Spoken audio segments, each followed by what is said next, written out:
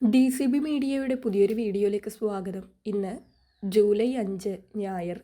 ഇന്നും തുടർന്ന് വരുന്ന ദിവസങ്ങളിലും നിങ്ങൾ അറിഞ്ഞിരിക്കേണ്ട പ്രധാനപ്പെട്ട വാർത്താ അപ്ഡേറ്റുകളാണ് ഷെയർ ചെയ്യുന്നത്. ചാനൽ ആദ്യമായി കാണുന്നവർ സബ്സ്ക്രൈബ് ചെയ്യുക, വീഡിയോ ഇഷ്ടമായാൽ ലൈക്ക് ചെയ്യുക, ഫേസ്ബുക്കിൽ കാണുന്നവർ പേജ് ഫോളോ കൂടി ചെയ്യുക. ആദ്യത്തെ അറിയിപ്പ്, സംസ്ഥാനത്ത് ഇന്ന് മഴയ്ക്ക് നേരിയ ശമനമുണ്ട്. 3 ജില്ലകളിൽ മാത്രമാണ് ഇന്ന് മഴ മുന്നറിയിപ്പുള്ളത്.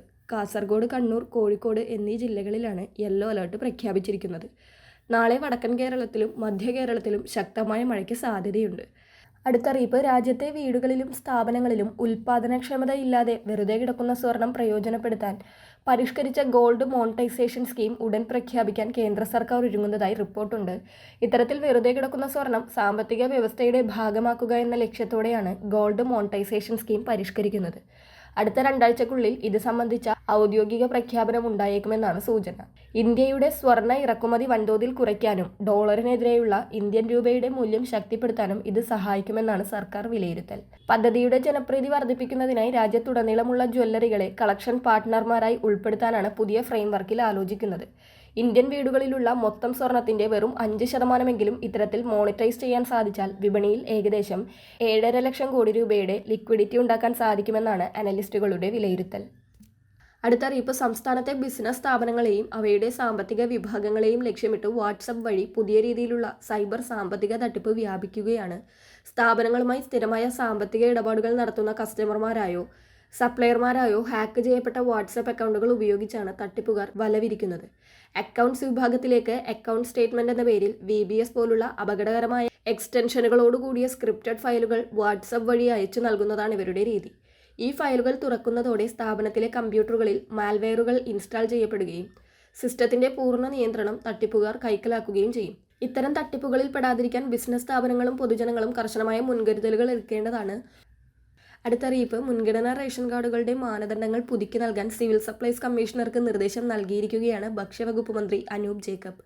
നിലവിലെ സാമൂഹിക സാഹചര്യങ്ങൾ കണക്കിലെടുത്ത് 1200 ചതുരശ്ര അടി വരെ വിസ്തീർണമുള്ള വീടുകൾ ഉള്ളവരെയും 800 cc വരെയുള്ള കാർ ഉൾപ്പെടെയുള്ള 4 ചക്ര വാഹനങ്ങളുള്ളവരെയും മുൻഗണനാ പട്ടികയിൽ ഉൾപ്പെടുത്താനാണ് പുതിയ തീരുമാനം. ഭൂമിയുണ്ടെങ്കിലും കൃഷിയോഗ്യമല്ലെങ്കിൽ ഇളവ് നൽകണമെന്നടക്കമുള്ള കാര്യങ്ങളും പരിഗണിക്കും. 2017 ഉത്തരവ് പ്രകാരം 1000 ചതുരശ്ര അടിയിൽ കൂടുതൽ വിസ്തീർണമുള്ള വീടുള്ളവർ, 4 അതിലധികമോ ചക്രങ്ങളുള്ള വാഹനങ്ങളുള്ളവർ, കുടുംബത്തിന് 1 ഏക്കറിലധികം ഭൂമിയുള്ളവർ എന്നിവർക്ക് മുൻഗണനാ റേഷൻ കാർഡിന് അർഹതയില്ല. എന്നാൽ ഈ മാനദണ്ഡങ്ങൾ മാറ്റണമെന്ന് പല കോണുകളിൽ നിന്ന് ആവശ്യം ഉയർന്നിരുന്നു. ഇന്നത്തെ കാലത്ത് ഒരു ചെറിയ കാറോ സാധാരണ വീടോ ആഡംബരമല്ലെന്നും ഭിന്നശേഷിക്കാരായ കുടുംബാംഗങ്ങളുടെ യാത്രാവശ്യങ്ങൾക്കായി പലരും 4 ചക്ര വാഹനങ്ങൾ ഉപയോഗിക്കുന്നുണ്ടെന്നുമുള്ള യാഥാർത്ഥ്യം മുൻനിർത്തിയാണ് ഈ വലിയ ഇളവുകൾ നൽകാൻ സർക്കാർ ഒരുങ്ങുന്നത്. അടുത്തറിയിപ്പ്, നിലവിലെ ക്ഷേമ പെൻഷൻ മാനദണ്ഡങ്ങളെ സംബന്ധിച്ച് നിരവധി പരാതികൾ ഉയരുന്നുണ്ടെന്നും അർഹരായ പലർക്കും ക്ഷേമ പെൻഷൻ ലഭിക്കാതിരിക്കുന്ന സാഹചര്യവും അനർഹരായ പലർക്കും ക്ഷേമ പെൻഷൻ ലഭിക്കുന്ന സാഹചര്യവും കണക്കിലെടുത്ത് പെൻഷൻ മാനദണ്ഡങ്ങളിൽ മാറ്റം വരുത്തുന്നതിനെക്കുറിച്ച് സർക്കാർ ഗൗരവമായി പരിശോധിച്ചു വരികയാണെന്ന് മുഖ്യമന്ത്രി VD സതീശൻ വ്യക്തമാക്കി. അനർഹരായ ചിലർ പെൻഷൻ വാങ്ങുന്നുണ്ട്. ഇവരെ ഒഴിവാക്കുന്നതിനും അർഹരായവരെ ഉൾപ്പെടുത്തുന്നതിനുമായി പ്രത്യേക സംവിധാനം കൊണ്ടുവരുന്നത് സർക്കാർ പരിഗണിക്കുകയാണെന്നും മുഖ്യമന്ത്രി പറഞ്ഞു. അതോടൊപ്പം വീട്ടിൽ AC വെച്ചതിൻ്റെ പേരിൽ പെൻഷൻ നിഷേധിക്കുന്നതുമായി ബന്ധപ്പെട്ട പരാതികളിൽ കൃത്യമായ പരിശോധനകൾ നടത്തും. രോഗികളായിട്ടുള്ളവർക്ക് വേണ്ടിയൊക്കെയാണ് AC വെക്കുന്നതെങ്കിൽ ഇളവുകൾ ലഭിക്കും.